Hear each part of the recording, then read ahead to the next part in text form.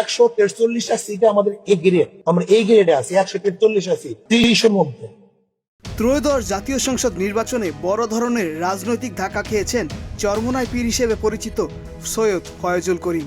প্রধানমন্ত্রী হওয়ার আকাঙ্ক্ষা প্রকাশ থেকে শুরু করে 144টি আসনে জয় পাওয়ার আত্মবিশ্বাস, সবশেষে নির্বাচনের ফলাফল তার সেই স্বপ্ন ভেঙে চুরমার করে দিয়েছে।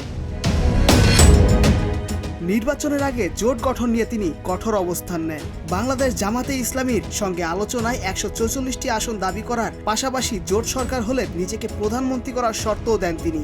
তবে এসব শর্তের কারণে ইসলামী আন্দোলন বাংলাদেশের সঙ্গে কার্যকর জোট গড়ে ওঠেনি, ফলে দলটি শেষ পর্যন্ত এককভাবেই নির্বাচনে অংশ নেয়।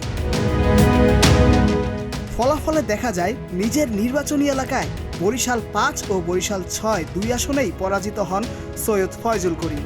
বরিশাল 5 আসনে বাংলাদেশ জাতীয়তাবাদী দল বিএনপির প্রার্থী অ্যাডভোকেট মুজিবুর রহমান এবং বরিশাল 6 আসনে বিএনপির প্রার্থী আবুল হোসেন খান জয়ী হন। রাজনৈতিক বিশ্লেষকদের মতে দলীয় প্রধান হয়েও নিজ আসনে এমন ভরাডুবি বড় রাজনৈতিক বার্তা বহন করে।